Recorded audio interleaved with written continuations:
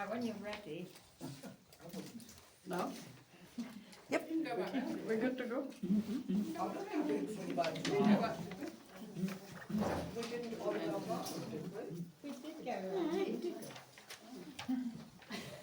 You must have been in the toilet. I had an absence. Gone into an altered state. Thank you for asking me. Coming. I am not going to tell you anything. I am, quite frankly, going to ask you questions. I'm going to tell you what really bothers me about today, about what's happened between the 1970s and 2025.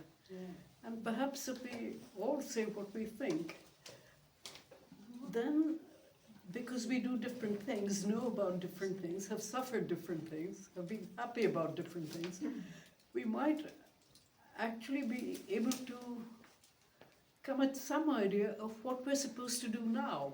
Yeah. Okay? And we're different ages. I suspect I could lay claim to being the oldest here, but I might be challenged. 84. 84. I cheated. I'll be 84 in April. You win. Okay, but some of us are much younger, and it's been a long time since the heyday of second wave feminism, which is what some of us know about. Now you've got those questions there. If you get hold of a piece of a ballpoint or something as well, so that if I say something that makes you, that gets a strong reaction from you, that makes you want to ask a question, or that makes you want to say, oh, but, and I can think of something like that, or this relates to this thing that happened, make a note of it, because I may not stop and let you interrupt me, but I want to know what you said, and you might forget at the end of my talking at you, so then I can ask you and you'll remember. Is that okay? Which is, so use those, that paper with a ballpoint, and which is why I've got this. Have we got more printouts? I've got anything. I don't have one of those. No, I needed 10. Oh, Okay. thank you. Anything else? Right, so I've called this thing the metamorphosis of the wild and woolly and awful lesbian into an ordinary woman. In some places, sometimes. You remember when even saying the word lesbian made people shudder? You remember when we were considered beyond the pale? Awful. The word itself was unthinkable. And now they actually invite us to dinner. And then, worse than that, they say, oh, I'm a lesbian too. They practically say it. They're a bloke. Some of it's about that. But then to ask, well, what did we win? What did we win? That is what bothers me. It's what bothers Elaine. And also, what am I supposed to do? It doesn't feel as though we won, and things don't feel right. Okay. Second wave lesbians, feminists, wanted to change the world, fight the patriarchy, and counter the prevalent inimical attitudes towards lesbians and women in general. We each used what skills we had. I was a fabulist, so I was concerned with language. I still am. The world changed, and instead of being outsiders, we were more or less normalised, at least in some places, sometimes. The battle seemed to fizzle out. Sometimes I don't even remember to make it a point to be out and say, I am a lesbian. It's unnecessary, do you see? But it wasn't then. The battle seemed to fizzle out, but it left us feeling uneasy. There were still problems, But perhaps things weren't so bad. Today, when I look at the state of the world, that uneasiness has turned into appalled dismay. Last night when I watched television and what Trump did to Zelensky, quite frankly, I didn't know whether to cry or to shout or to be angry or what. Bear with me then if I don't offer a chronological account. Though we tread the time track in a straight line, grow from 83 to 84 and so on, memory is simultaneously, and what we thought then impinges on what we think now. Now, here's a moral tale from Feminist Fables, which was first published in 1981.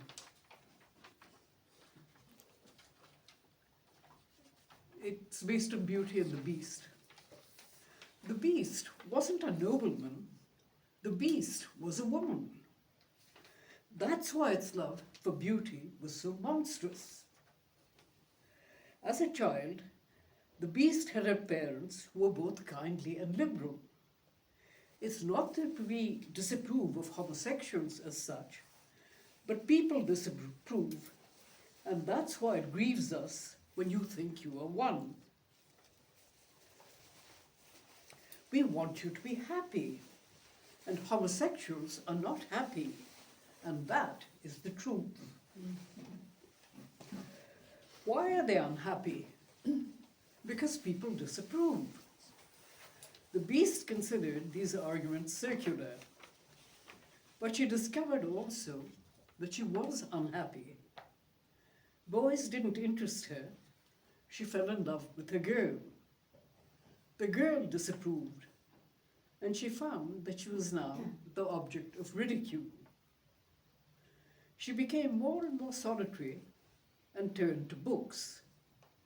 But the books made it clear that men loved women, and women loved men, and men rode off and had all sorts of adventures, and women stayed at home.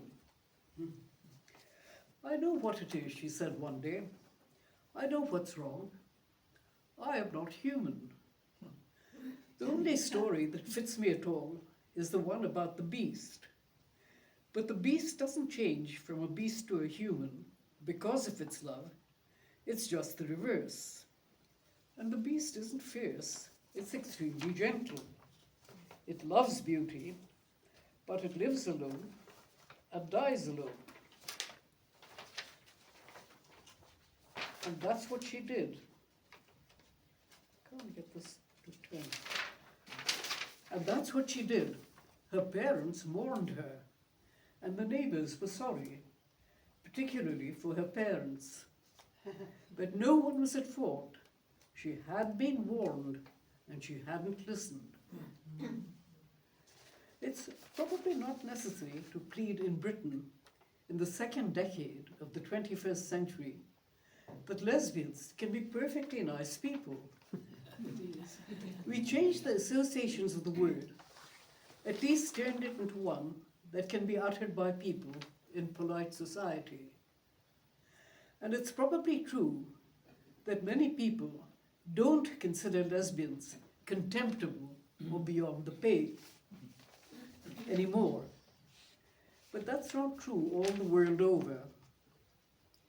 And it's still possible to tar people with the brush of prejudice for absurd reasons, and then say they were asking for it by not keeping their heads down. Yeah. It's worth remembering that periods of tolerance can change overnight. Besides, do we want to be tolerated, or do we just want to be? And this frightens me, this periods of tolerance changing overnight. And there are people here who know more about crystal night than I do. If someone does, would you say what happened when just overnight? Kristallnacht, you Crystal know, in Nacht. Germany. Yeah. Yeah. Yeah, I don't think it was just overnight. I'm getting a bit deaf, say it. I wouldn't say it was just overnight. No. There was a build up to it.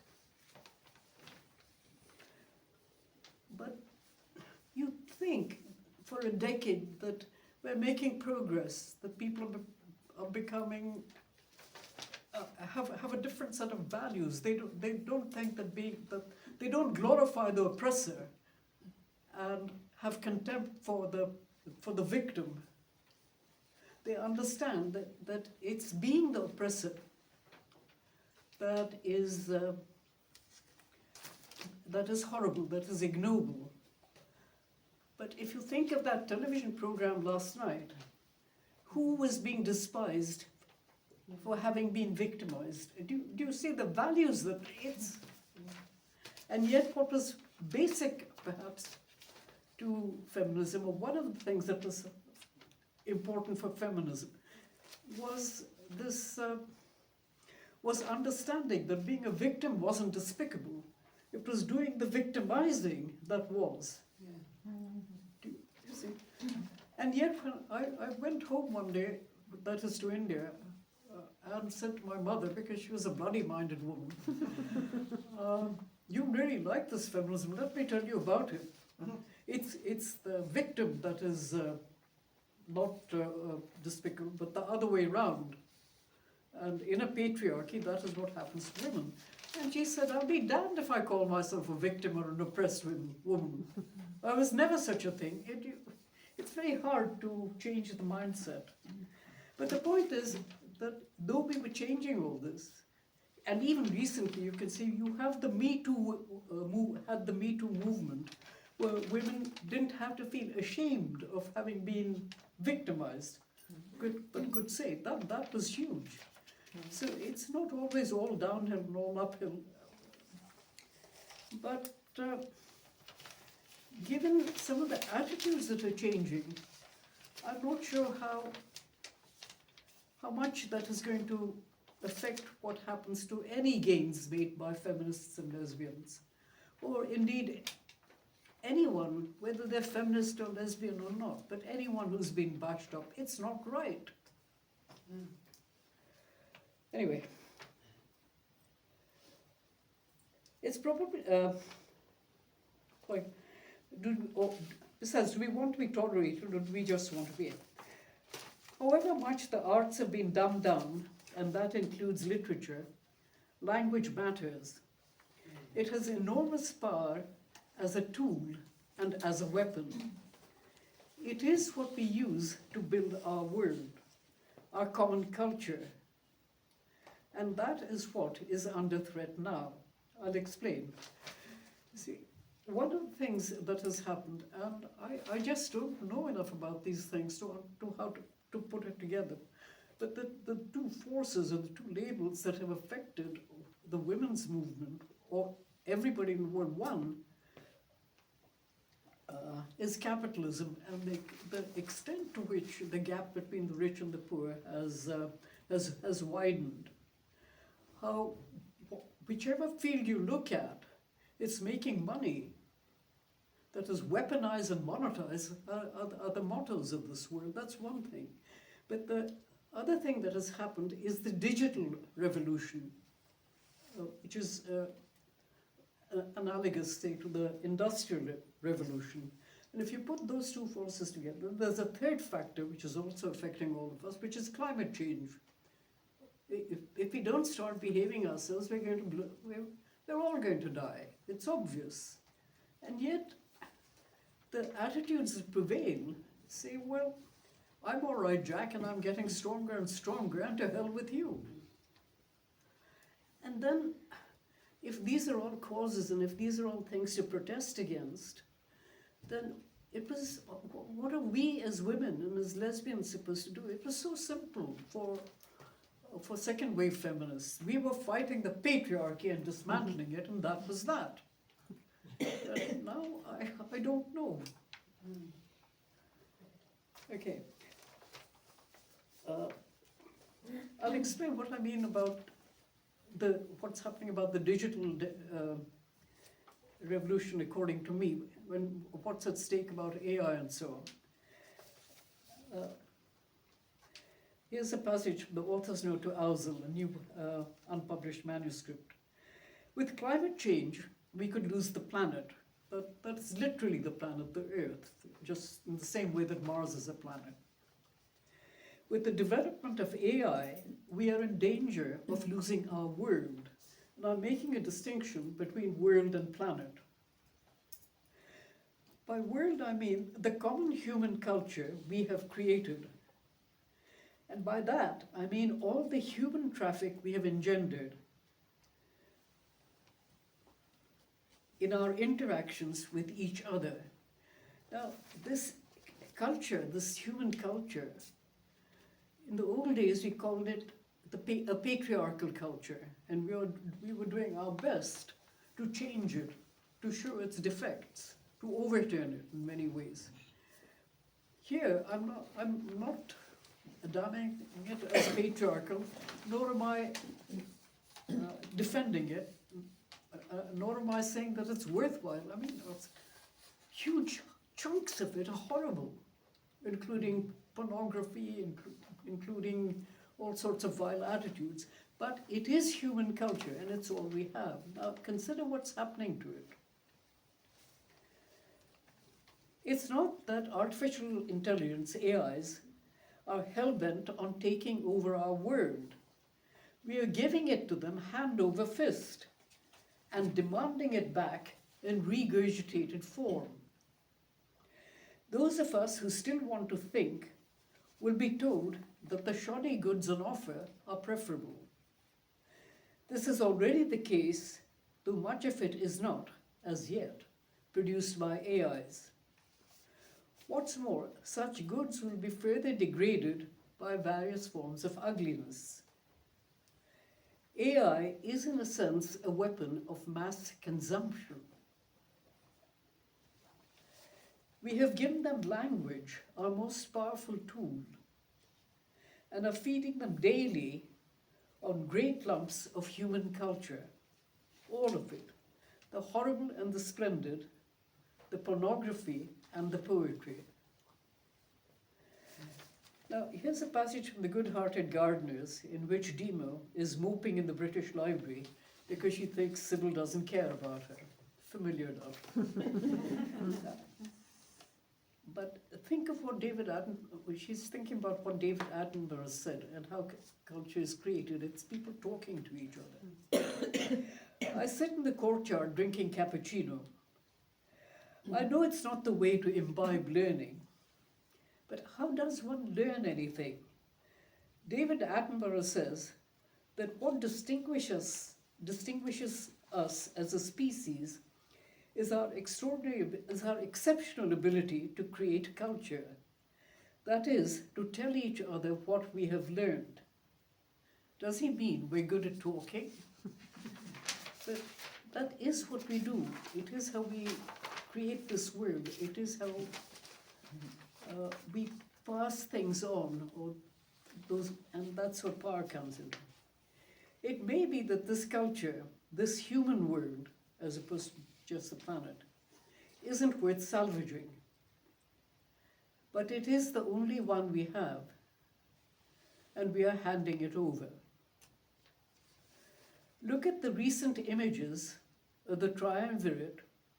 When I wrote this a little while ago, there was 3 of them. Now usually there's just 2 of them, and the 3rd one is the odd other billionaire. Of the triumvirate one sees so frequently on television. One of them controls Facebook, the other has bought up Twitter, and the casual musings of the 3rd seem to have the power of diktats, whether he's mumbling about the acquisition of Greenland. Also, oh, well, maybe I'll have the Panama Canal too. Oh, and Canada, the 51st state. And I think the Gulf of Mexico should be called the Gulf of America. And raising tariffs, yeah, that's a good one. The withdrawal of funds. It's almost as though someone is daydreaming, but these diktats roll like thunder across the planet.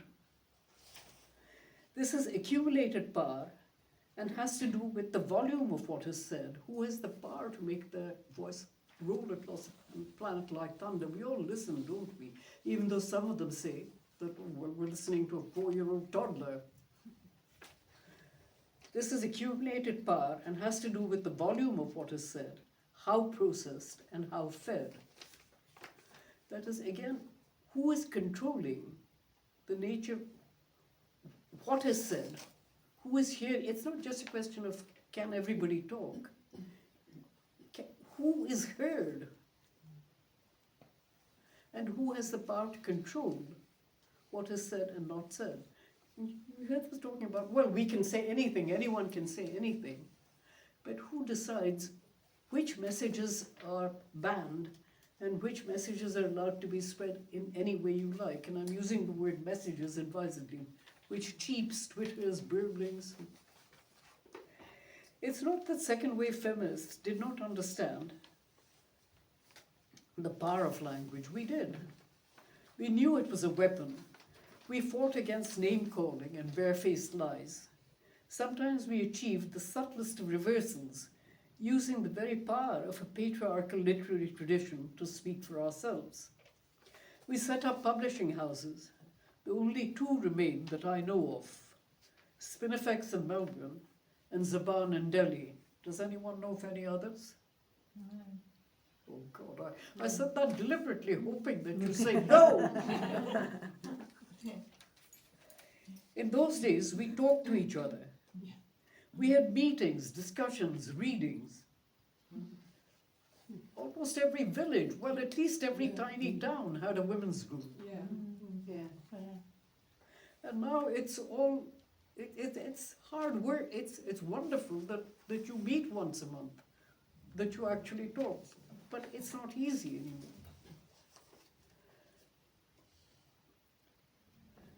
Writers knew that without their readers, their poems could not exist. Now, I read you that story called A Moral Tale. You heard it, you understood it. Think about it now. A moral tale, for example, which I just read you, would lose all its ironies when read by a dyed-in-wool homophobe. Do you see? Yes. That is, the meaning arises between who is reading it and who has written it. And if we lose each other, we lose everything. A poem rises between the writing of it and the reading of it. It's then that it takes place in a common culture. Takes its place in a common culture. As Gonzalo says in the Dream Book, don't you understand? Your poems are only as good as the people who read them. What we didn't understand, no, I'll speak for myself. Maybe you understood it. Tell me if you did. Those of you who are over, not 80, 70, 60, 50? Okay, whether you understood this or not. What I didn't understand was that what I thought was the cause was actually the market segment. And that the women's press, for example, was held together by Naima Atala's money. I knew that language was a double-edged weapon, but I didn't see clearly how it could be used in 1,000 different ways. For example, it's not just a sword, it's also a bludgeon, and perhaps sometimes even an infestation. When the internet was first set up, I was exhilarated. I thought this might be the beginning of a brave new culture. In Introduction to Building Babel, I say to Susan and Renata, a Spinifex face, please, please, I want the last chapter of Building Babel put on the World Wide Web with an invitation to the reader to contribute to it. Please, it's the logical conclusion to my book, which is about the process of building culture in the teeth of Chronos. It's aesthetically right, and what's more, it's cost-effective. Susan and Renata kept faith.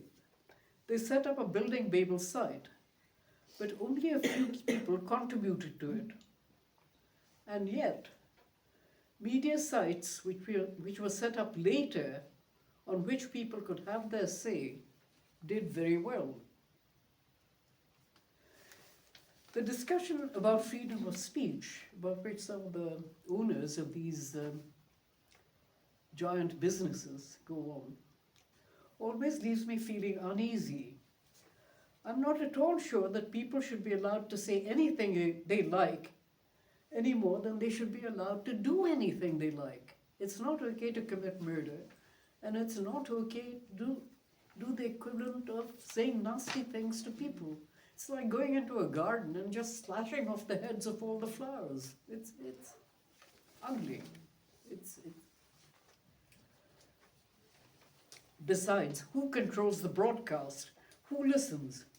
Whose voice has so much power that it drowns other voices? And who censors or fails to censor, however subtly?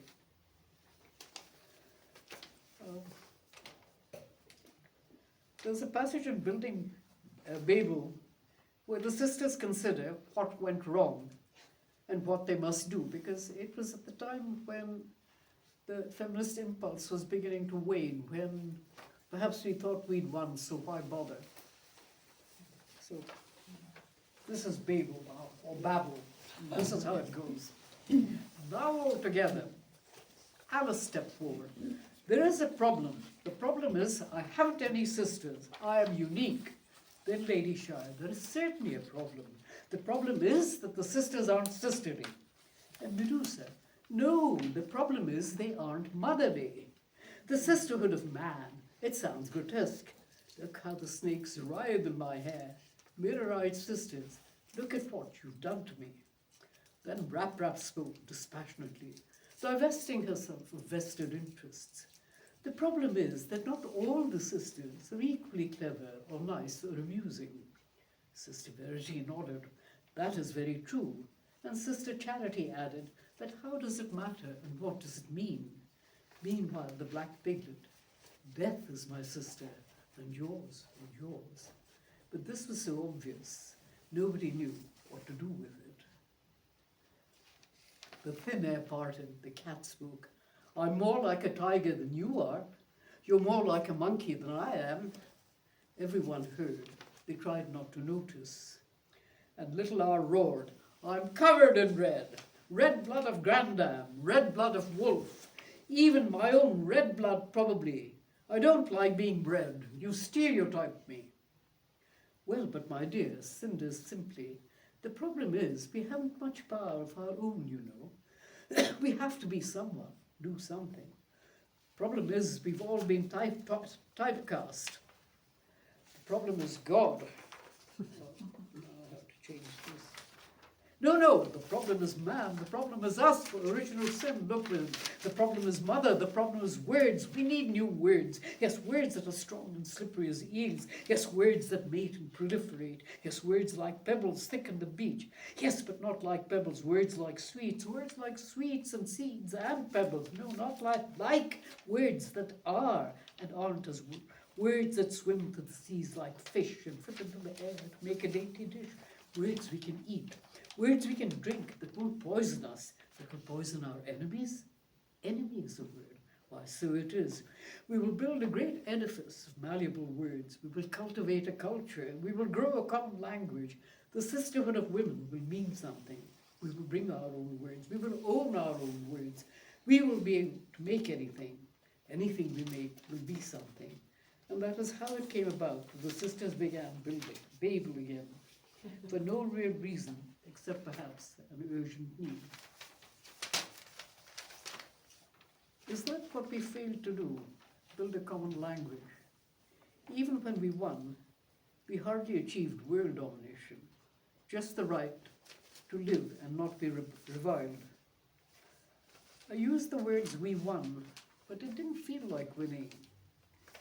In a brief exchange of emails with Elaine recently, very recent in October, I said, when I think of what happened, it's the first image that comes into my head is that of a tug-of-war. And all of us second wave lesbian feminists engaged in it, and all of us on one side. The other side suddenly lets go of the rope, and we fall over on our backs and lie there staring at the sky. We're told we won, but all we feel is puzzlement. Does this make sense? And then I ask you, do you know anyone who could make a cartoon of all of us lying on our backs? Yeah. Have Jackson in the past, but not now. To which Elaine replied, yes, it makes sense, puzzlement, but also desolation. In those days, it was easy to come out of the closet. No, what nonsense. It wasn't easy. Of course it wasn't easy. But it was easy not to worry too much about what exactly the lesbian label meant. It was necessary to say one was a lesbian without arguing about it too much, just so that people stopped thinking that we didn't have a human face, that we were creatures from, that we were unspeakable things or horrible things or monsters of some sort. We were just ordinary people. Virginia Woolf's phrase, in a room of one's own, Chloe liked Olivia, would do. The practical necessity of trying to dispel prejudice by revealing a perfectly ordinary face overruled theoretical considerations. And it was easy to make gentle fun of our attitudinizing and follies as part of shifting the center of human consciousness to ourselves.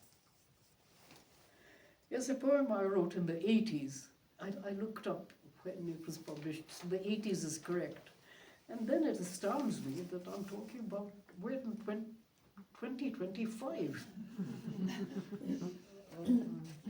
Now, here's the poem, see if it makes sense.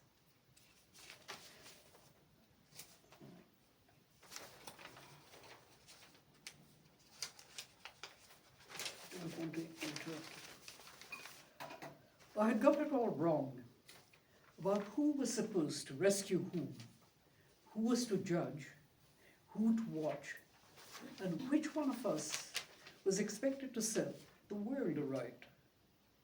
Puzzling, I thought. I looked at the leaves, the trees. I imagined the creatures hidden in the leaves. I would rather be a plant. But those who were tall, we turned into knights.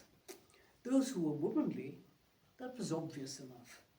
And those who were kingly, we made into kings, though the armor didn't fit. And some women said they didn't know what a lady was. But that's okay, everybody said. We'll redesign, we'll readjust. I was a knight, I was courteous, I was tough, but not tall enough. I sat among the women and watched the knights. I lounged among the knights and watched the women. At last, somebody said, this really won't do. So we all got up. We mixed and we mingled. We shared a common cause. Halfway through it all, I fell in love. There is no wooer and no one is wooed, my lady informed me. Fine, I replied, and looked expectant. And you are not a knight. No, I agreed. She nodded approval. And what this means is that you and I are equals in love. Yes, I said, smiling happily. We love one another like two ordinary women. But she quickly demurred. I was always a lady. And at last I understood. Right, I said, you are a lady, and I am a lesbian. And you see, we could laugh about this. We understood that what we were trying to understand was based on old ideas which we had to change, alter, think about. And that we could be foolish and it was all right. We could laugh, it was fun, we made sense to ourselves. But when many years later, various people started saying, I am a lesbian too, they were practically singing it. I confess I wasn't sure what to make of it. had lesbian feminism ceased to be a movement?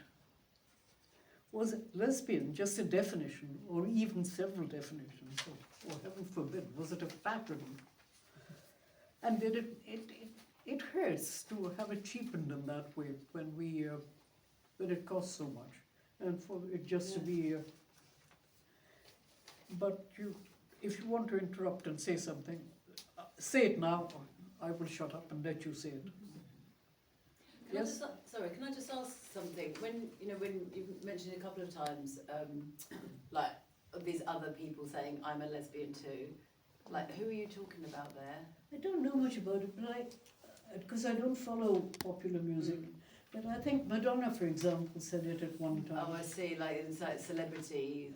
Well, that was one of the things I was thinking of. Then, anyone else think of?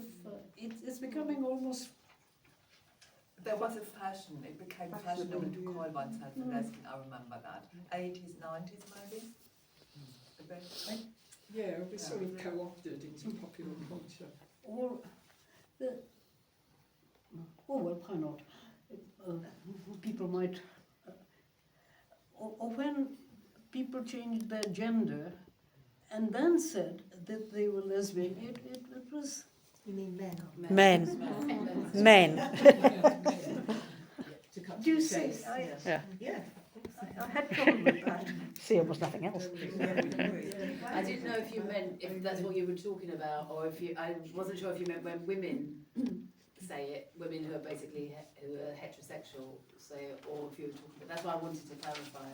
But I think I don't really remember that many women, like the sort of celebrities, the Katie Lang and that Cindy Crawford, that kind of thing, and the Madonna. Like, I don't really remember them actually using the term lesbian. But I think they kind of flirted with the idea, but I don't remember them really using the term lesbian. And now, obviously, it's far more common to say queer, or you have these terms like girl crush that a lot of straight women use.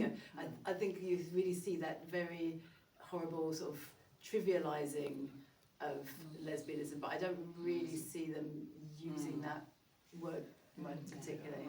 And then I Apart wonder from if they were men when they did. whether I'm being intolerant and No. not inclusive. No, This is a big discussion. Write it down somewhere.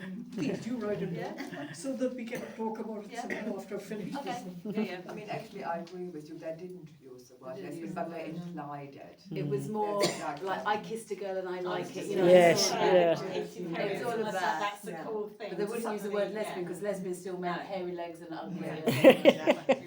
Cat lover. And I think the word queer is also totally associated with all that awfulness. And it's more applicable to men anyway. But I mean, women who are prepared to call themselves queer are not lesbians in our view, in my view, at all. They're just sort of following a fashion, if But you it's like. an ideology as well. Yes, isn't it? and That's following an ideology. Yeah.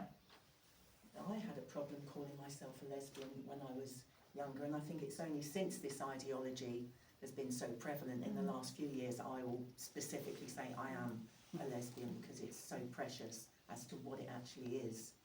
What did you use, gay or? I would say gay woman. I would use anything apart from the word lesbian when I was younger. Not now. That's still very common, I think, the gay woman being gay. Yeah, very. I think people still avoid, some lesbians still avoid the word lesbian, and I think a lot of people do. I think that is really important. But I think there's part of it is like wanting to belong to a tribe. So a lesbian is kind of isolating that term. But if you're queer, you belong to this really big tribe, and that makes a huge difference, I think. You know. Can I just ask a question about, in that poem, the bit about kings and ladies? I mean, how I was reading that, I could see gateways. I mean, when you were, when you had the knights all sitting around, I'm taking it you meant. Will you make a note that we can ask about gateway stories if we run out of anything to say? A bit wicked, but why not? Yeah. But I was puzzled with the lady. we're two ordinary women. She said I was always a lady, and you're not a knight. We're now equal. So I didn't quite understand what you were talking. Do you want to talk about that later? We can talk about it later, but Okay. we did attitudinize. You may not have, but we I did. think- Some of yeah. us did. Let me get through this. Weren't we? Let's see. I confess I want to make of it. Had lesbian feminism ceased to be a movement? Was lesbian just a definition, or even several definitions? And did it matter? Were we just ordinary human beings like everyone else? And if human now included lesbian, then wasn't the battle won? Or had we lost it by blurring the lines between us and everyone else? Wasn't it right to be inclusive? Why not see ourselves as part of the whole of creation, especially now that it's clear we are in imminent danger of destroying ourselves and the planet and other living creatures as well. So if the context changes in that way, then how do we think? Here's what I said in an interview on Dragonfly Eco, the website, when Mary Woodbury asked me what had inspired me to write The Good-Hearted Gardeners. What started it was thinking about language, its limitations and its power to express one's thoughts, to communicate and to silence others by not letting them speak, by demeaning their speech, by making one kind of speech supreme over all others. I had a lot of fun with the good-hearted gardeners being told to monetize and weaponize English, and then discovering that the birds and beasts could actually understand and speak English when they chose to. It's our sense that we are at the center of the universe and that nobody else matters that has made us so destructive. We are only one species among many. My partner Julian Hanscom once wrote a poem, which you can't find now, about what would happen if the birds could speak, if the snake could speak. Perhaps that was the real inspiration.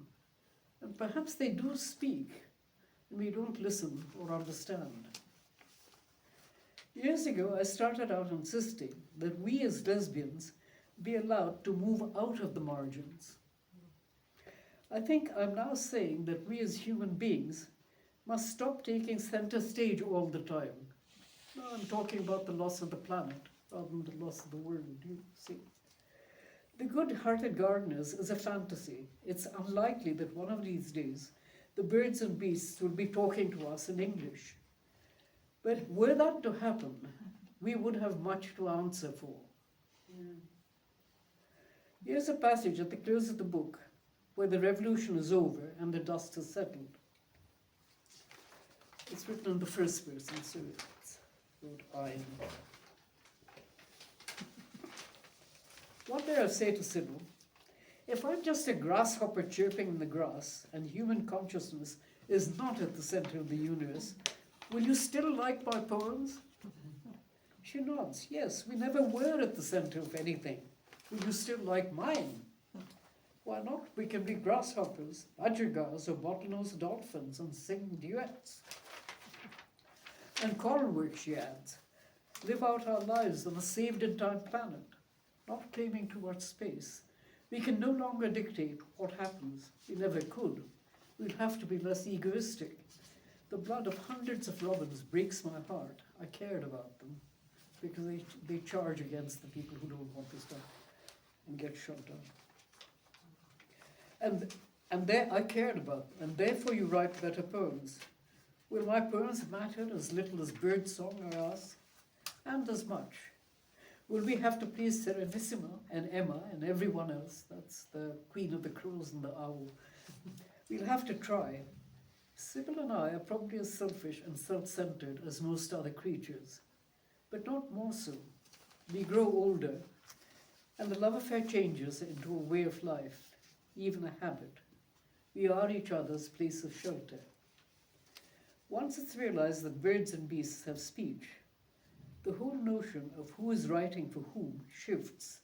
Have we liquefied English? No. It has expanded beyond bursting point, beyond control. What about poetry then? For sloths, we'll have to write in slow time. And for dragonflies, encapsulate a whole lifetime. Our shift from the center is more fundamental than Galileo's remapping. Everything we make must be left unsigned. Though my heart trembles, I begin again. And the problem here is that before we had to fight, we had to insist that we too were human. But you see, being turned into ordinary women means that, does it mean that we have to take on the moral responsibility for all the stupidities committed by human beings? Does it also mean that we are as powerless as ordinary women and men, and we can't do a damn thing about what is happening? And does it mean that we forget about being lesbian feminists and join, I think Greenpeace is another thing that's being destroyed. Oh, well, you join other green organizations, or does it mean that we join organizations that question capitalism, or that question the digital revolution? Do we join wider organizations, or do we rediscover what it means to be a lesbian feminist? Do we make friends with other groups? Do we try to form newer lesbian groups, feminist groups? Do we all buy tickets to the next Filia conference, and is that enough? What do you see? What do we do? Because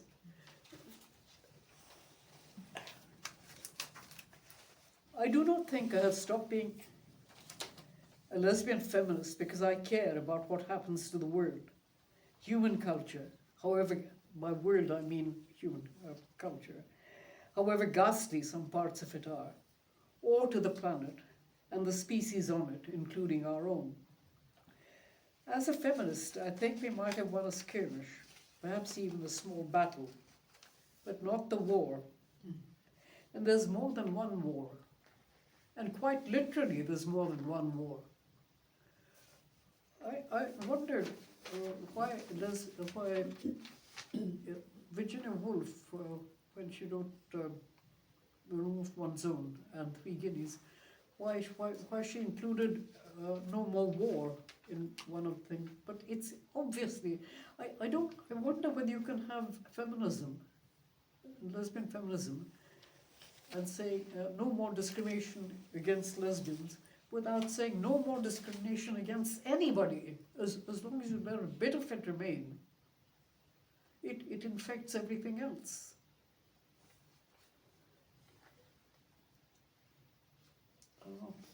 As a feminist, I think won the war. But not the war, there's more than one war. And I'm not entirely sure how to define the enemy. Just the word patriarchy doesn't seem enough. Though there is a connection between that word and words like oligarchy, plutocracy, autocracy, and so forth. But I don't have the brains or the... You see, what I'm a good fabulist, and I understand words, but I don't understand economics, or politics, or history. I'm not trained in that way. But there are women who are, and they might be able to tell me what is the connection then between the word patriarchy and words like oligarchy, which is what we've got. Why pretend? And plutocracy and autocracy. Again, that the scenes last night, that was the Emperor of Rome telling all the tributaries to bow down and worship, or else. It seems to me that the liberal left, which is, I suppose, what I am, but then I realize I'm also a NIMBY. No, but it matters, don't you see, because it is not in my backyard. Let's be nice to other people and poor people, but not at my expense. Oh, I see. Don't build your rotten houses in front of my front garden. Do you see? It seems to me that the liberal left isn't that. We said the right things, but didn't want to make too many sacrifices, and we have been shown up. As to the right, there seems to be a growing view that it's no longer necessary to bother to be hypocritical. And it's at the point where they don't bother to be hypocritical and pretend that they actually care, when they don't, and they're doing things that say, no, me first, damn you. And that's not just a matter of one person saying me first, or the rich for the rich, but we're also doing it in terms of nations. But I can't in my heart believe that my life is more important than anyone else's.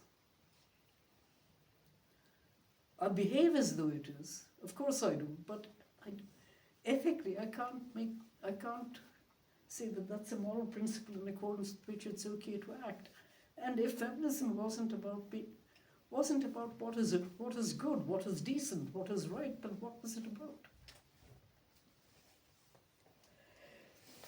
As for the right, there seems to be a growing view that it is no longer necessary to bother to be hypocritical. It's the extreme right, and that is frightening. Again, those in power want to simplify language. Look at what you hear. No nuances, and that started as long ago as Bush. They do not wish to be contradicted. And all these prime ministers and so on take training in how to talk to those in power. And the first thing that they're told is, no, don't contradict, no contradictions. That's a no-no. They control what is said and what is heard. And they're unashamed of making it clear, and this is the really awful bit, they are unashamed of making it clear that might is right. We've got the guns, we've got the power, you do as we say, and that is how it should be. But then, take it down to a man beating up a woman. Well, I have the right to beat you up because I can. I'm stronger. And if in this world the lesbian has become an ordinary person, then it's a world in which ordinary people are of no account.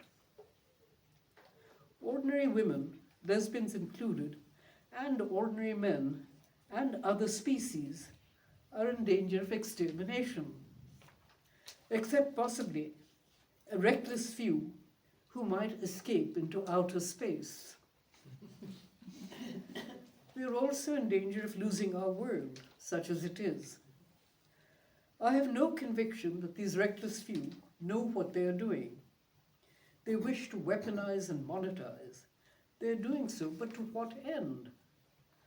I do not think that those who have agency have any notion of what is going to happen. And if they have, they don't care. How apologize to our children and grandchildren for the world they are going to live in, or for the state of the planet?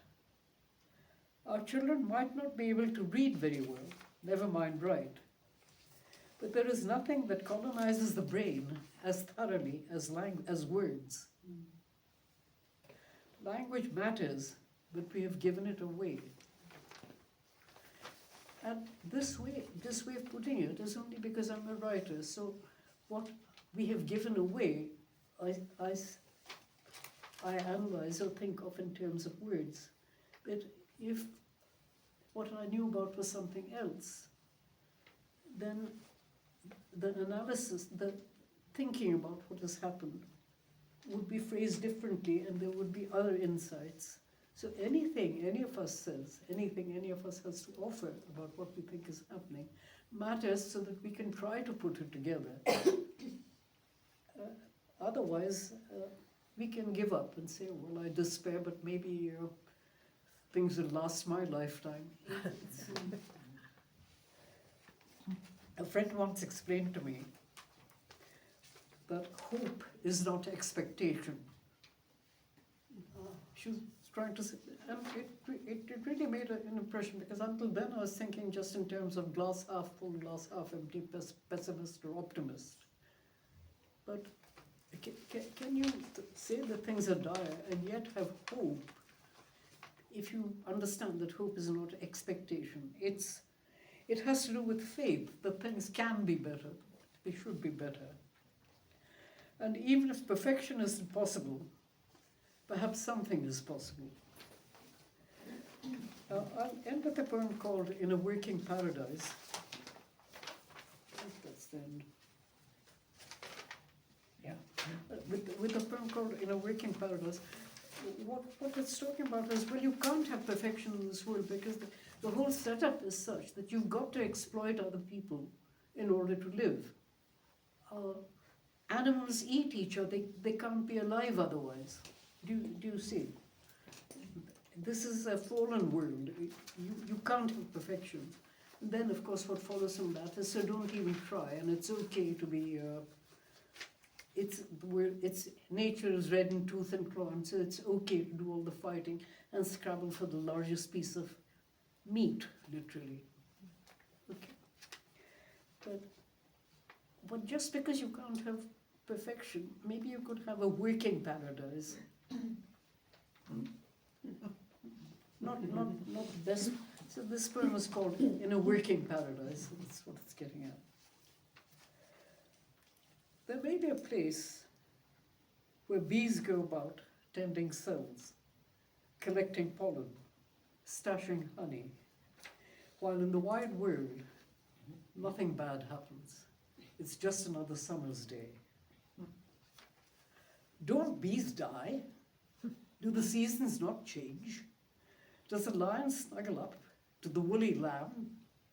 And then, does the lion eat the lamb? Or does the stupid lion starve to death? Bees die, some carry on to a reasonable age. In a working paradise, even lions are allowed to live, but there is no war and no one is exploited. So I told you, I don't have the answers. I have the question. And the basic question is, what are we supposed to do? How are we supposed to live? What does it mean now to be a lesbian feminist, or even to be a human being? How do we act? Now then, your go. I think we have to analyse what power is. And we often don't do that in terms of our own power. And or go into the power that men have. And I think as women and as lesbians we have to analyse our own power. Do we know? Yeah, I think we do. Yeah. But it's how we discuss it or get it together. Yeah. No, I was going to say, because a lot of us, you won't be aware, have been fighting gender ideology for many years now. Men pretending to be women, as someone said. And it's a pity Ella isn't here. There's a young lesbian who's actually ill at the moment, who's been coming. She's only 18.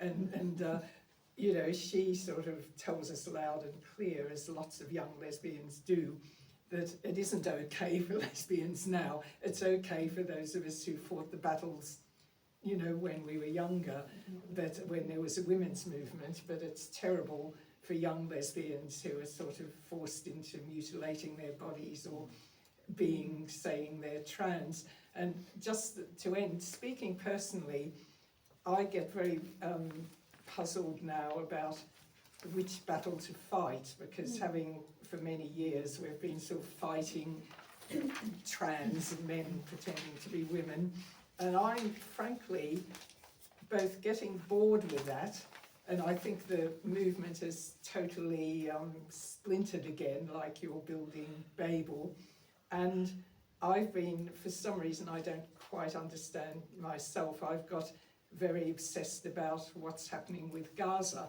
and I post about it all the time, and I've joined a group called Friends of Standing Together, which is about young people in Israel who are both Palestinians and Israelis working together to try and change things and overthrow Netanyahu. But what's interesting, when I've joined a couple of groups, straight away I went on a Zoom and straight away they had their pronouns up, and I thought, oh fuck, you know. and I got into an argument with someone because I said, why have you stated your pronouns? And he said, oh, that's what people do now. And I thought, anyway, I got into an argument with him, and I thought, I've had enough of this. And I went to a group giving out leaflets in Bristol last week, and I was telling them what I've been doing, and there's a woman there, and she said, first she said, my daughter's trans. And I said, what do you mean? Then she started calling her they. And I said, look, that's awful, and what's that doing for young lesbians? And, you know, and so when you try to fight other things, and I sort of totally agree with what you're saying about the world is in danger, and now Trump is voting with Russia and against, you know. But also look at his policies. Yeah, but and so I feel really puzzled about what to do, because I am really bored with all the trans stuff, because we've been doing it since 2015, and I'm sort of thinking, oh, well, other people can take over. Anyway, that's all I want to say. I'm just saying I don't quite know where to go as a lesbian feminist. I personally, I would say this because it's awful to say, I personally want to cop out. I think I do cop out and do Buddhist meditation. I do for 2 hours every day, and then I go for a 10-day course. But more seriously, that is one option that people take. They become good Anglicans or good or bad Buddhists. I'm a bad Buddhist, but and say, well, you can't change this world. Let's turn inward. Let's try to save our own souls. Is that, and are the two opposed to each other? But that makes it really Can I just say first, before we continue, we need to have a chairperson, because otherwise I don't like this, just anyone speaks, and it becomes chaotic. Need to have a chair. You know, just so. Did you want to chair, Anne? No, I just wanted to say something. I don't mind chairing. Okay, you Just share. to keep an eye, and if everyone does gestures, and then I'll make sure that everyone gets the chance to. But then, obviously, I do want to say something. So I'll give myself a good 20 minutes at the end. No, but I'll keep. So, sorry, was it? Yeah. I just wanted to go to the point that was just made about meditation, for example, or whatever we do to take a break, but we need to look after ourselves in order to keep fighting, because I feel that as long as I have any kind of strength, I couldn't live with myself by just giving up. And that's just what I wanted to say. We might all feel differently and have different boundaries there, but that's how I feel at the moment. Did you want to say? Hang on. I don't know. Elaine, would you take over and say who speaks next? My problem is Julia's doing it. Oh, Julie, you're doing it. Okay, Yeah, this- fine, you do it. this- That's great. Yeah. And forgive me if I get things wrong. I'm going slightly deaf. Oh, I'll make sure we speak up then. Yeah. So, Okay. did you want to speak, and then if you want to come back up? Yeah, I was just going to pick up on your point actually about the pronouns just being so distracting. And at work we have lanyards for our passes to get in, and everybody's wearing these progress lanyards. So I wear my suffragette lanyard, and I've been accused of being homophobic, which is sort of somewhat funny. But the thing is, as a woman there, she says that she's a feminist. You know, she really does fight the cause. But then we're at loggerheads because of these blinking lanyards, and it's like, how do we kind of come together when things are so polarised? It feels very distracting and unhelpful. Did you want to? Suniti, did you want to come back? Did you want to say No, I something? want to listen. Oh, okay. I'm just Can I- explaining that if Yeah. I get something wrong, it's because I can't. Oh, right, okay, we'll make sure. Can I just wanted to pick up, I know I'm chairing, but I'll just keep it brief, but I just wanted to pick up on both of those, because I think what you were saying, I made a similar note as Suniti was talking earlier. This is the thing, all these other so-called like social justice movements have basically succeeded in framing us as oppressors now of men, because we say that men can't be women. And I think this is a very real problem, that if we want to get involved in other groups, you'll probably be thrown out of those groups now anyway. So it's a very real thing. And in terms of what you were saying, like in work, like that woman who says she's a feminist, well, she's clearly not. She doesn't even know what a woman is, so she can't be a feminist.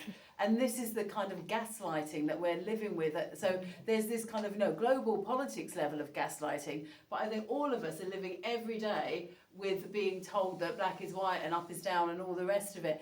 And I don't really see that we can join other movements, or maybe, I don't know, Elaine, I'm sure I've got every confidence that you'd be very forthright, and I'm sure you can change some minds in those groups.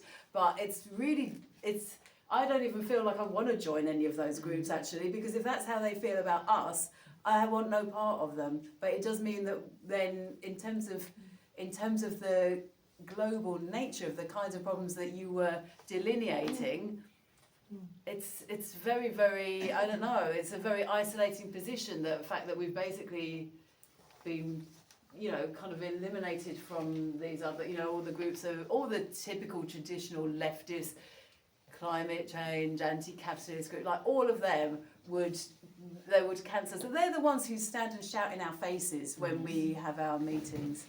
That's what we're talking about.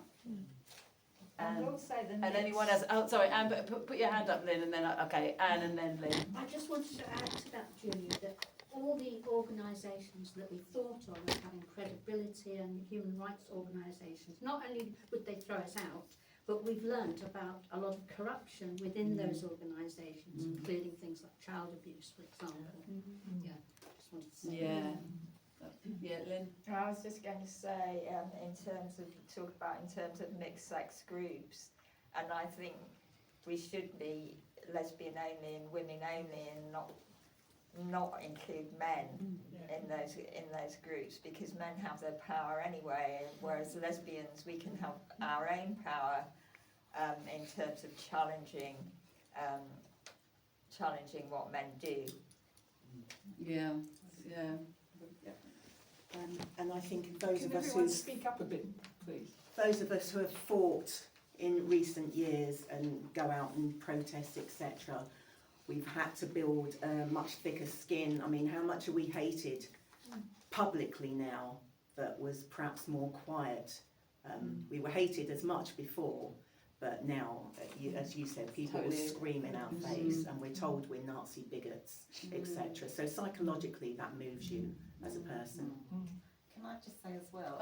I'm going to be really strict. If you just put your hands up, and then I'm going to keep to order. So Elaine, and then just on those groups, I walked back from the meeting after handing out leaflets with a woman, not the one I first talked to, and she said to me, unexpectedly, my granddaughter is trans. Then she said, "Thank God for the Cass report, because because it means she won't mutilate herself." So I actually think I've always thought it is worth having your say and going into groups. Why should you be excluded from fighting what's happening in Israel? Except they do include LGBTQ+. I'm quite aware of that as one of the oppressed groups. And what you've said is it really rings true, and I guess there was something you said, Suniti, about freedom of speech. But that's because and you said nasty. Well, we're told our speech is nasty, so who's cancelling who, sort of thing. I think that's a really difficult question around, how far can you speak freely? And obviously there's laws against hate speech and things, but there is definitely a grey area around being able to state what you want and then others taking offence. And so I just wondered if you had any more to say on that. No, what frightens me about it is Vance especially going on and on about freedom of speech, as though it's a great liberal, wonderful thing that he's fighting for. And then what it really means is I can tell outrageous lies about what happened and what didn't happen. I can say anything I like, and then the next day I can say, oh, did I say that? Well, today I'm saying something else. It means that people that freedom of speech applied to people with mega power means the freedom to say anything and to change the world by defining it. This is not the Gulf of Mexico, it's the Gulf of America. Russia didn't invade Ukraine. Or anything. That's the freedom of speech. Hold on, Juliana. It was Val who put her hand up. Oh, I want to go back a bit. Yeah. Well, I decided that I needed to protect myself, you know, within it, within the fight we have. And so in the end I decided to have a counsellor because I couldn't deal with all the loss I felt as a lesbian. And so that's how I'm processing it at the moment. Just to be stronger, to face whatever it is we're coming into. Do you mean like the loss of all the lesbian culture All the and community? lesbian culture, everything was being taken away from us. And there's this thing about language. I go to a football match, a women's football match, and they're talking about cervical screening. And so what they say is approximately 3,300 women and people with a cervix. This is going on throughout the NHS, the change of language on women's bodies. And you think, you know, what next? Sorry. So Juliana and then Just to come back to the idea that we are part of a global thing, not just an isolated group of radical feminists. So, I mean, what you are doing, I think it's quite brave to go into groups, because you also worked in the NHS before. Sorry, I'm talking to you now. I didn't ever work in the NHS. No, not campaign groups. You were Oh, campaign, yeah. So you obviously do that, you feel strong to do that, which is great, you know, I think it's great. But I think it's also about us, as radical lesbian feminists, that we need to bring in those discussions again, where do we stand politically? Because my God, I'm shocked online now, how many feminists, they might not all be lesbians, are totally gone right-wing and totally support Trump and so on. It's quite shocking. So in a way, I think those discussions are important for us, because I don't think we can isolate one thing from the other. You know, like a lot of women just are interested now in a single issue, like the trans thing. But I don't think one should isolate it from the rest of the world or what goes on, because it's a very capitalist thing. Lots of money is being made from it, and it's directed by social media. So it's obviously part of the whole system, but a lot of people don't want to see that. So I think it's us becoming, again, politically aware generally, beyond just one issue. That's what I think. Yeah. God, now I'm being frank, I hate that. Yeah, I was interested. I felt that you talked about this concept of we won. I mean, I don't have that concept at all. I feel like I've been fighting the same things, whether it's feminism, about lesbians, about capitalism, all the time. I don't feel anything's really changed. It seems that we just seem to have relinquished our own spaces for women or for lesbian-only spaces without having won anything. I really don't understand. When I went to what I thought was a women's conference, I think it was an affiliate, I don't know what it was, I thought it was a women's conference. The first person I saw in it was a man, not even a man. And when I said to somebody, when I saw somebody I knew, a woman I knew, I said, why are there men here? She said, oh, it's a feminist conference, you know, like, I mean, she was being sarcastic. For me, that's just losing a space that was so sacred to me, and it's just lost everywhere, like Val was saying, and it makes you feel kind of, and just, sorry, I'm getting emotional. And then the other thing is just that I think the thing about language for me, queer is the worst thing, you know, it's this word that just obliterates everything, really, and just is just completely meaningless, stupid word. Did anyone, I know Lynn and then you, Izzy, Yeah, I just think that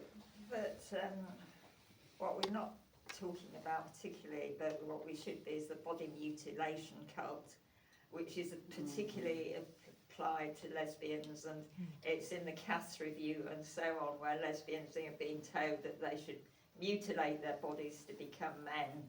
And I think it's just a huge issue that we should be really campaigning about, because this is what is happening to lesbians. It's true. I just want to talk about, we have not had any time to grieve. I mean, you're saying about feeling emotional. I feel emotional as well. I'm angry. We've not had time to grieve about the life that we've lost, and we're having to fight. As you say, Lynn, there are important things we have to fight for now, but we don't have time to care for ourselves. And, you know, Val, as you say, it's like you have to go for counselling because it's overwhelming, isn't it? Yeah. So I completely get that. Well, if we were to start third wave feminism or lesbian feminism or whatever you want to call it, what would be the principles that we'd put down? Would we say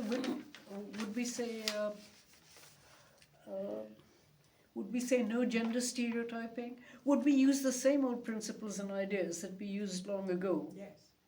Or would we use different ones? Would we insist on certain things that weren't principles, but they were rules, if you like. I can't think of a better word. Women-only space, lesbian-only space. How would we formulate it all over again? And then if we did, would it fit the world we're living in now? Or would it be counterproductive? What would be some of the things we'd say? Because my impression is most of us are saying, no, we can't cooperate with groups dominated by men, because even if they're men and women groups, they tend to be dominated by men even today. Or we have to find ways of liaising with them, or when we're already so diminished, we have to make subgroups. So lesbians to save the planet, one group. The lesbians to understand They'll be the digital busy. revolution. I think I'll be the relaxing. I'll be the lesbians have a cup of tea group. Sorry, I didn't mean to interrupt. Sorry, so I don't know. Did you want to respond? Well, I just wanted to say that we used to have consciousness raising, where we talked in groups like this and talked very freely, and I think that's really important because we are missing that, and it helps deal with the loss and helps us to plan moving on. So we don't have many opportunities to talk like this in a group, which we once did. I just wanted to say that. So we should go back then and do some of the things we did then. Well, And we should reinvent the maybe wheel. the talking, because we talked about language and the importance of talking to create culture, and we're losing so much of that globally anyway. And I noticed, for example, one very tiny example in the world, Marks and Spencer are opening up a talk to till. I don't know if anyone else has seen that. Yeah. I mean, that signals where we're at with this. That where customers who may not get any other opportunity to speak to other people Like elderly people. will be able to go to a till where they can speak. Oh, to an actual person? Yeah. Oh, I thought you meant it was like a machine, you know, like this AI. No, it's not. You know how you see on the tube, you see these weird people talking. coming. Yeah. Oh. But this is how bad it's gotten in our world. Yeah. So this group is already doing something. Well, now we're talking, yes. Can I just say, I did put my hand up just quickly. But I do also think, I know there's a lot of talk about loss, and obviously, Val, like you were around when there was, you know, far more lesbian culture, even than when but even when I was young, we still had like women-only discos and women, all of that, you know, all of that. But I do also feel at the same time, so we're all coming at different positions, but also I just have loads of women-only space, not that big organised kind of thing, but like, look, we can do this easily. We could do more of this. We, you know, those amazing when we have our Let Women Speak or whichever different things we go to. We have all the pubs that, like, I suppose because I feel like I'm quite busy. I've got my job and everything. Like, actually, at weekends I feel if I want to, I do have loads of women-only space, and we can build on all of that. So it's just to say, it's not like, you know, it's not all totally vanished. I do totally understand what you're saying in terms of things like the theatres and the, you know, Not but the theatres. not the, well, you know, things that Elaine always talks about that you liked, all the, Glasgow women's idea. yeah, exactly, I know, Things, but places where you could feel safe and Yeah. put your papers, you know, archives. yeah, that's, I haven't yeah, got any of them. yeah. So there does need to be more of all that formal, but I do feel like we're not actually chained up indoors. Like we can, you know, like we can also create a lot of this. And we could do more as lesbians as well. Like I only see you, Izzy, like at those things which are the, you know, those. There's probably a lot of women there who we maybe don't share a huge amount with, but we could do more as lesbians. Yeah, as well. true. I think there's, but Oh, you can yeah, see what are called lesbian. Sorry. Oh, sorry, I Go on, apologise. go I on, apologise. All right, sorry. List the So women-only natural. spaces. Sorry. List the women-only spaces. They're that- informal ones. They're informal. But list them so that we have somewhere to start. Well, we do. I mean, They're informal, like friendship groups and informal gatherings. I can't really put a name to them as Well, such. no, you see, there's a particular woman, Kelly J. Keane, who's now quite famous, who an ordinary woman who actually started doing these rallies, Let Women Speak. I'm just trying to simplify it, and she now does them all over the country, and she's been to Australia and New Zealand and was at Brazil recently, and they happen once a month in Hyde Park, and women tend to gather at these and get empowered to speak out about what's happening with trans, and then they go to a pub afterwards. Usually, that's one of the things that happens. Yeah, but that's not lesbian only. I know. Well, I it's think- my I think we should exactly. clarify Yeah, that. it's No, not. but I It's think just that's a I was big following on difference. from what Julia said. And, Yes. and it gets totally right-wing people in there. I'm just saying that is Not one all. need to be clear Yeah. that is a bit because of how we started with our conversation. Yeah. That's exactly also an issue for me. Just before you speak, okay, I'll come to you next then. Do you want to speak? Izzy, and then I'm just thinking there's Oh, well, women oh, who haven't God. said anything. No, absolutely. Yeah. Oh, So okay, go ahead. Following on from what you were saying, there are lots of lesbian spaces. They're not necessarily lesbian only, but there is a connection with lesbians. There always has been and always will be, and that's something that has grown a lot. There are a lot more women-only spaces or women's spaces where lesbians connect. It's an unconscious thing, and they don't necessarily go to the pub afterwards. But there is a lot more around now than ever before. We're aware now because of social media that there's a lot more out there. There's a lot more groups, and there's a lot more that we can connect if we have the energy to do that. But actual women only. Can I? Yeah. I don't know what you mean. Oh, sorry. Sorry, Okay. Yeah, you're Elaine. next. Izzy, and then. So yes, that was the point I was going to make. You look at what are so-called lesbian events now, and they're almost all mixed, They are. and that I find that really downheartening. And Yeah, people like me will self-exclude. Yeah, I'm not negating that lesbian only space is not necessarily what it was before, but it is something that we can have and we do create. I mean, we sit in a huddle with other lesbians. You always focus in on other lesbians and stuff like that. And there's a lot more of that around than there was before. Maybe not specifically No, it's not. in any, but okay. I mean, that's my opinion. Yeah. What do you mean Sorry, All right. Go on, Elaine, and then. Yeah, I disagree, Cherry. I'm just thinking back to what was. I mean, there aren't spaces where women can do what we're doing now, sit and talk and analyse and work out where we're going. And I just want to also throw in, we haven't talked about Suniti's early books, but all of those deal in fabulous form, in fable form, very amusingly, by using animals for people. What she does, let me get this right, what she does is actually tackle racism in the women's movement, sort of black, white women, and sort of black, white women, lesbians, heterosexual women and men. And all these early books, the Conversations of Cow, the Blue Donkey Fables, Feminist Fables, they all in one way or another, in my opinion, and I didn't always understand everything I was reading, but what they did was very much focus on all the discussions, political discussions that we used to have in workshops, either at conferences or in, as you said, small groups in small towns everywhere. And I think that's one of the things we're really missing. But I'd also highly recommend you read some of her early books. But I just Those books are free on that table, if you want them. Some of them are for small children, 8 years old, and the other ones are not, but they're free. Thank you.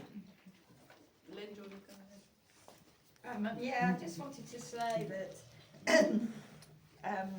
that the early on in the lesbian movement, there were awful things like that club. Gateways. They were awful things, absolutely awful things about gateways and etc. etc. But since then, and then there are a lot of lesbians who got into BDSM, which is another horror, and which I don't know if it's still carried on by younger lesbians, but all of that actually needs to be challenged, if you like, and I think younger lesbians, if they're actually given the opportunity, can. I mean, one of the things we're talking about doing is really recreating the Positively Lesbian website, which became really popular and then got sort of attacked and taken down. But just to show younger lesbians what is possible and what can actually be done, rather than going into all this horrendous stuff like BDSM and so on. and chopping your breasts off. Yeah. Did you want to say something, Juliana? Yeah, that was just that thing about the Gateways Club. I mean, that is an old lesbian club that existed before feminism, and obviously it went on for a few more years. I don't think we should just always be so negative about what came before feminism. It was still something lesbians created, and a lot of women loved it. Or maybe they were critical, but they went to it. I got the book. I bought the book when it shut down. It's actually a good book to read. It's lesbian history, history. It is. It can't be said, oh, we've gone beyond it, yes, but... Do you know when it closed? What year did it close? About 83, something, 3, 4, something like that. Because I went to it just before it shut. Yeah, ditto. And that was 83. Yeah. So that doesn't say to me that was before. No, it is. That started in the whole 1920s. principle of it was like a weekly thing. So it was, as far as I know, very butch and femme. But then feminism came, and in the book it actually did describe a little bit how it became an issue in the club, because these feminist women came in. And my first girlfriend, because she came out before feminism, went to that place once or twice, and she didn't like it because she felt she didn't fit in. And that was before even the feminist movement started. But it's still an interesting, we can't just dismiss these things. Still lesbian history. Yeah, true.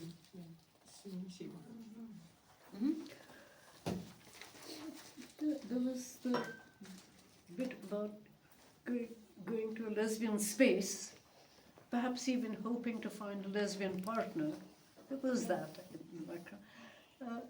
There were lesbians at the gateways who didn't care at all about feminism. And even Jackie Foster, good old Jackie, now has a blue plaque. But even the meetings at Sappho, all people did that I recall was sit around with mugs of beer and talk about dogs and cats. They didn't talk about But they had somewhere to go.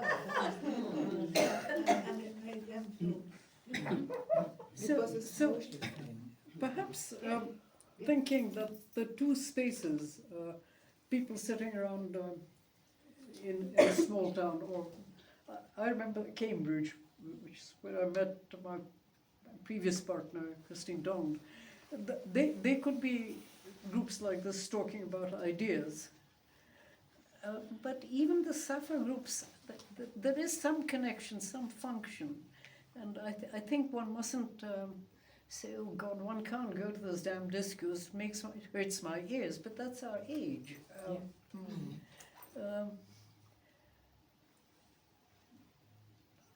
From what I hear everyone say, we want something very like the beginnings of second wave feminism, and are trying to think of ways to make it happen. I remember teaching Virginia Woolf to a women's studies program, and then looking at the date of publication and thinking, oh, I'm saying the same damn thing 70 years later, whatever it was, and that was probably 50 years ago. So perhaps we have to, perhaps that's the way it is. We have to, we lose or win, or it all peters out, and then we have to do it all over again. And perhaps this is just the beginning of trying to do it over again, because we want to, we obviously want to, that's the one good thing. I think someone did you? I was just going to say, with places like the Gateways, which I didn't go to, Yeah, sorry. with places like the Gateways, which I didn't go to, I come from Brighton, and when I first got involved in feminism, I was one of the few working class women from Brighton. I was younger, and we used to go after the meetings. There was a place called the Mirror Bar, and it was an old-fashioned butch and femme thing, which of course now. And I remember with my new middle-class mates laughing. And now I feel I'd like to apologise to them. I still wouldn't want to go there. But you know, that whole, there is an element of snobbery about that. And also the shifting sands of what is now has totally upended a lot of things.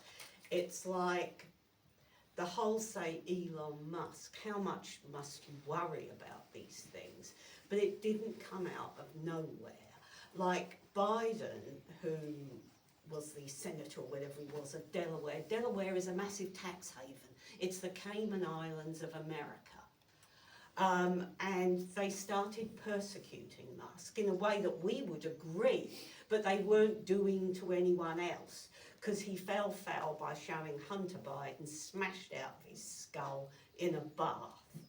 And that transgender Delaware senator or whatever, I first met Biden at 16. No, he didn't. The family bankrolled Biden, and that's where the trans agenda comes from, their business interests.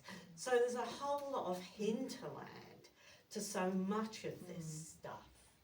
And there's a Byline Times which does forensic journalism, was totally unforensic about that. They had this Sandra, you know, this man who says she's a woman, he's a woman, totally uncritical article about it. You know, so like watching what you look at and what you don't. And also the march of history. And then I'll shut up. I'm a bit of an addict of the women's tours at the V&A. And it's usually, you know, heterosexual middle-class women pointing out things that were inspired by women.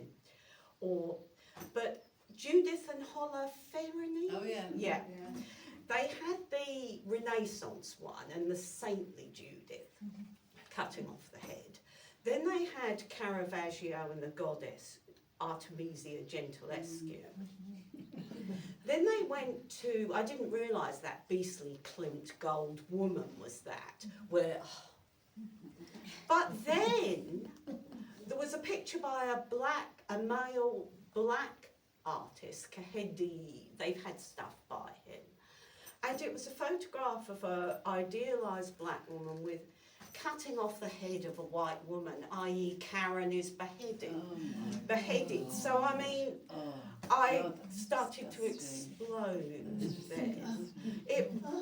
You know, so like, Is that an exhibition that's on now? Or it was the women's tour, and they've got the photograph. It's a photograph of his actual white assistant being beheaded by a black woman. That's a photograph. I think that might be at the V&A, but this was, you know, it was just part of the women's tour. And the fact that this had morphed into that was sort of... Was there shock in the group other than from you? No, I don't think, because it could be anybody, you know, like it was just... I find it shocking. Yes, Absolutely. yes. I didn't think that I had the ability to be shocked by this, you know, given what's going on. And like you said about, I mean, I wouldn't, to be vulgar, piss on the Greens if they were on fire, given what they've done. You know, but yeah, that's... But I think that example you give, that's, God, that is such a, talking about fables and, yeah, that's such a good sort of, I don't know, metaphor or allegory or whatever, because it's like men have been completely let off the hook with this, you know, with the ideology that we're, well, obviously the trans, I don't even want to call it an ideology because it's basically a lie. I think even calling it an ideology is elevating it to something it doesn't deserve. But just that lie that men can be women, and then the way in which for all of those trans activists who attack us, like they see us as being the oppressor, basically the hideous, vile men and handmaidens who want to attack us. But that whole thing of demonising white women has really come in the last, you know, however many, it probably was there to a certain extent, but that whole Karen thing, I mean, that depiction of that painting going through those stages, that I just think that tells that story, doesn't it? Completely. It's, yeah, that is really, really terrifying, I think, actually. Shocking and terrifying. Anyway, yeah. I'm reminded by what you said. Speak up. Yeah, just about Musk. I think that the role of social media is militating against us meeting in life. It's just making everything worse. It's making conflict worse. Anything somebody says in a tweet is magnified 500 times, whereas it could be resolved in the pub.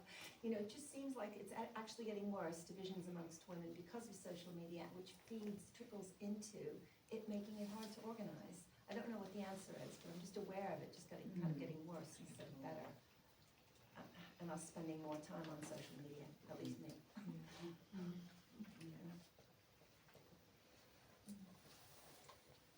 Is that it? I don't know, I'm sure anyone else.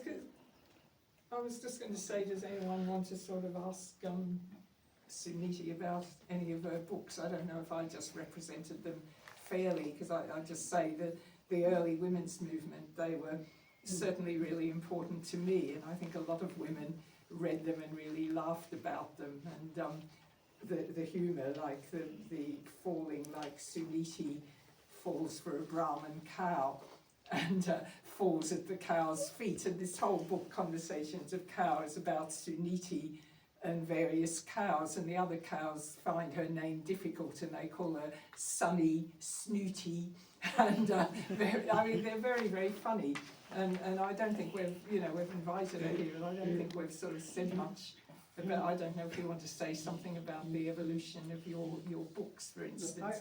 I thank you, Elaine, and that was a really good try at selling my books. It wasn't for that, they were really important to me. I wasn't trying to sell them. Thank you. I just, since we're breaking up now, going to a pub or not going to a pub, I want to thank you for saying what you think, for answering the question that I asked. And perhaps this is not optimism, but hope speaking, that just by talking, as we have done today, we might start something. And so thank you. Thank you.